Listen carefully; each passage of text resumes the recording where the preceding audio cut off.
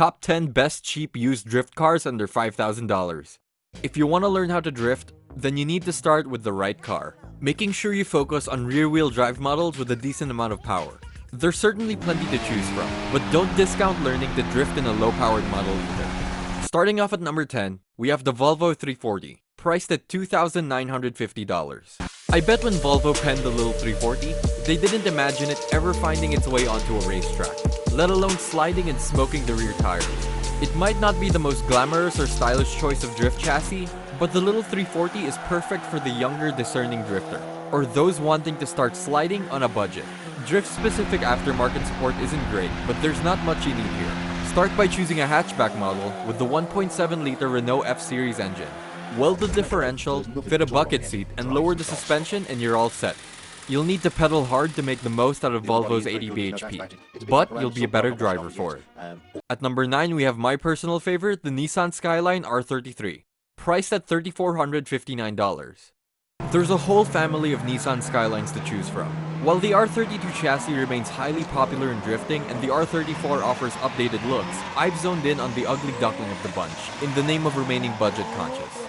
Forget the range-topping GTR models, as these are all all-wheel drive, and focus on the GTST. That's the rear-wheel drive model. The engine of choice is the RB25 DET, a 2.5-liter 6-cylinder turboed lump that sinks to the tune of around 250 bhp. Once again, there's plenty more on tap with some upgraded components, improved cooling, and a bigger turbo. Coming in at number 8, we have the Mazda RX-7, priced at $3,970. Arguably one of the best looking drift chassis there is. Take your pick. The earlier FC3S shape with its more angular lines, or the later FD3S with its sleek curves. Both are gorgeous. There's just one sticking point: reliability. Mazda's pistonless rotary engines are prone to all manner of issue once the mileage increases, or they're put under continued abuse. If you can budget for the rebuilds, then don't let this put you off. They sound absolutely incredible at full chat. If you don't fancy the idea of stripping the motor down on a regular basis, then consider an engine swap. From Nissan's SR20s to big GM V8s. If you can think of it, then it's most likely been done already. And there are probably plenty of conversion parts to help you along the way. At number 7, we have the Nissan S13, priced at $2,980. The Nissan S13 is probably the most oft-used drift chassis in the world. Finding a clean and original example is getting tricky, but why would you want to? If you're just starting to learn how to drift, then you will crash at some point. Probably several points, actually. Seek out a model with a few bruises and battle scars and you're likely to save yourself a healthy wedge of cash. Just make sure it's mechanically sound. The standard turbocharged 1.8-liter CA18 DET engine, although strong if looked after, is notorious for munching its way through big end bearing shells later in life. The good news is that, if your engine is on its last legs, then you have the perfect excuse to replace it with a later 2-liter SR20 DET block from the S14, which is a more favorable choice. At number 6, we have the Nissan 350Z, priced at $3,999. The 350Z makes for a great base for a drift car. What's more, they can be picked up for just under $4,000 now too, which is a bargain when all is taken into consideration. Hunt around and you might be able to find a Cat D example for even cheaper. The 3.5-liter naturally aspirated VQ35DE V6 motor puts out 280 to 300 bhp as standard, and the manual gearbox is reasonably bomb-proof too.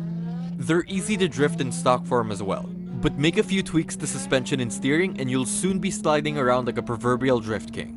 The 350Z's popularity within drifting circles is growing too, so there's an ever-increasing amount of aftermarket support. If your pockets are deeper than average, then consider the updated 370Z as an alternative. It's much of the same but with added features. At number 5, we have the Mazda MX-5, priced at $4,350. The MX-5 has been around for a good few years now. The first generation was launched in 1989, and for this reason you can pick them up for next to nothing. Arguably, it's the closest you can get to drift an AE86, while still retaining some sort of sense of value for money. Powered by a naturally aspirated 4-cylinder engine, the 1.6-liter version puts out around between 90 to 115 bhp, depending on the year, while the larger and later 1.8-liter packs around 130 bhp. It doesn't sound like much, but you don't actually need much more to get drifting, as the first-gen MX-5 only weighs around 940 kg, or less if you simply add some lightness. If you get a thirst for more power, then turbocharging is a viable option. For a few thousand quid, you can soon be knocking on the door of 200 bhp. Plenty enough to put even the most well-groomed barnets into a state of disarray. At number 4, we have the Nissan S14, priced at $3,330. Introduced in 1993 as a replacement for the S13, you'll find Nissan S14s come in two, otherwise commonly referred to as the S14 and S14A. Much like the S13, there's a huge range of off-the-shelf parts available, and they're relatively bomb-proof straight out of the box. All US cars came with the turbocharged SR20 DET 4-cylinder, which can be pushed up to around 350 bhp reliably on standard internals. With an updated turbo unit, this is more than enough if you're just starting out. Above 300 horsepower or with continued abuse, the weak point here is the stock gearbox. More specifically, third gear appears to be fabricated from a soft cheese-like substance and is quite prone to self-destruction, taking the rest of the gearbox with it. For this reason, many people chose to fit an updated gearbox from a Nissan Skyline or Z32 300ZX. These are more resilient in the face of drift abuse and can handle more power than the SR20 gearbox. At number 3, we have the Toyota Corolla AE86, priced at $4,670. It's the ultimate drift classic. The Toyota Corolla AE86, with its high-revving, naturally aspirated 4AGE, has a tendency for winning over the hearts and minds of all who drive it. They're not particularly fast, with the 1.6-liter engine putting out just under 130 horsepower on a good day. They're a great car to learn to drift in. If you can drift an AE86 well, then jumping into a rear-wheel drive Nissan with over twice the power will be a dogma.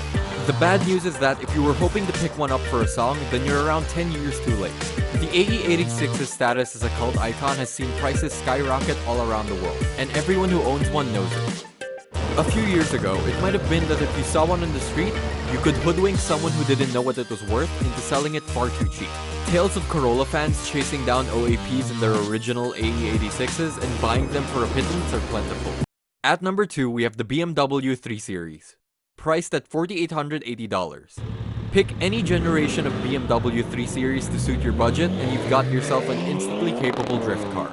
For the beginner, our top picks would be the E30, E36, and E46. If you've got your eyes set on the E30, then forget the M3 model.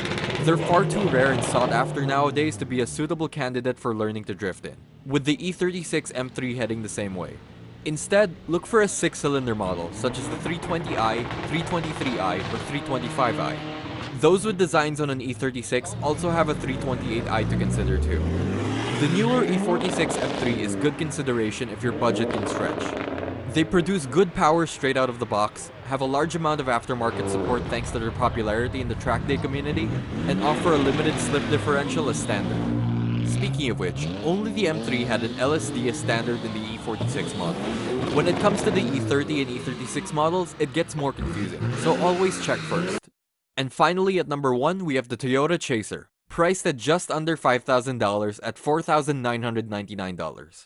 If you've got the budget for it, then the Toyota JZX model is a solid choice for a drift car. Our pick would be the Chaser JZX 100.